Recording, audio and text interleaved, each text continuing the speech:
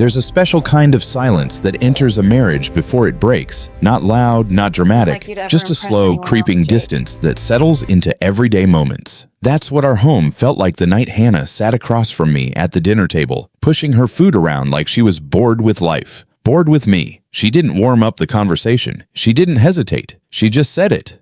"Jake, maybe we should talk about opening our marriage." The fork slipped from my hand and clattered against the plate. I looked up, expecting her to laugh, say it was a joke, but her face was calm, almost excited, like this idea was some shiny new accessory she wanted to try on. She started explaining how modern couples evolve, how passion changes, how exploration keeps things fresh. She spoke like she had practiced the lines in the mirror, and then, like she couldn't help driving the knife in deeper, she added a little laugh.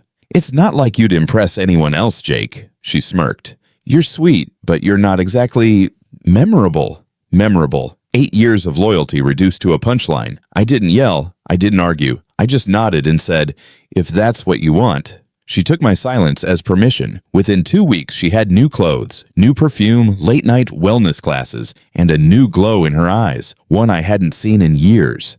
But it wasn't for me. She thought she was leveling up. She thought I'd stay home and wait. She thought I'd crumble. And I almost did. Until I ran into someone who changed everything. It happened at the local library, of all places. I was there trying to distract myself, reading, walking around with no real purpose. Then I heard someone behind me say, "Jake?" I turned. Claire Bennett, the woman people used to call the one every guy wanted, but no one could win. Smart, warm, stunning, without even trying. The kind of woman who carried herself with natural grace. She walked toward me with a surprised smile. "I haven't seen you in years." I tried to act casual. Honestly, I probably looked like a nervous teenager. "Yeah, been a long time."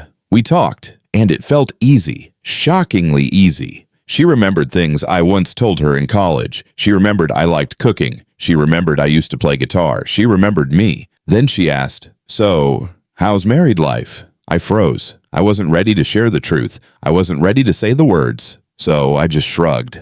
"Complicated." She gave me a look, soft, understanding. A lot of things in life are. We ended up talking for almost an hour. When she finally picked up her bag to leave, she smiled and said, "You know, you always sold yourself short, even back then." It hit me harder than I expected. Before she left, she added, "Don't disappear again, okay?"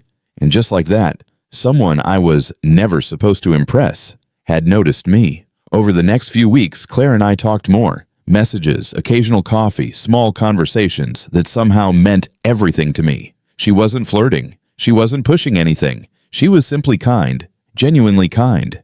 It had been years since I felt that. One night, dry mate, during a long walk, she said, "You always had this quiet strength about you."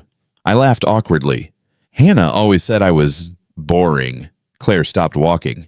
Then she didn't know what she had. That line stayed with me long after I got home. Meanwhile, Hannah was out nearly every night. She came home smelling like other people's cologne, smiling at messages she hid from me. She thought she was in control. She thought I'd wait for her like a backup generator. But then came the moment everything flipped. I was sitting in the living room when Hannah suddenly said, "We need to talk." Her tone was sharp, territorial. "You're seeing someone," she accused. I didn't answer. "You've been different, happier." She folded her arms. "Who is she?" Silence. Then her eyes widened. "Don't tell me it's Claire." "Claire Bennett?" I finally met her eyes. "Why not?" She laughed in disbelief. "Jake, be serious. You could never impress someone like her." The old me would have shrunk under that sentence, but not anymore. I took a slow breath. "You want to know something?" She told me I never gave myself enough credit. Hannah blinked. "And she listens," I continued calmly. "She makes me feel like I matter, something you stopped doing a long time ago." Her bravado cracked instantly. The confidence melted into fear. "You're really doing this?" she whispered. "You started it," I said. "You opened the marriage because you wanted more. I just found someone who sees me." Her lip trembled. "Jake, I didn't think you'd actually—" "That's the problem," I interrupted. "You never thought I was capable of being wanted by anyone else." She sat down slowly, like her legs couldn't hold her. "I thought you'd always wait for me." I shook my head. I did, until waiting meant losing myself. That was the moment she realized she'd lost control, not of me, but of the narrative she built in her head. A week later, she asked if we could close the marriage again. I said no, because once you rediscover your worth, you don't go back to the person who buried it. Claire didn't replace Hannah. She reminded me I was more than the version of myself I had been taught to believe in. One evening, as we walked toward her car, she looked at me with that calm, warm expression and said softly, "You know, you were never out of my reach. You were just looking in the wrong direction." And for the first time in a long time, I felt seen.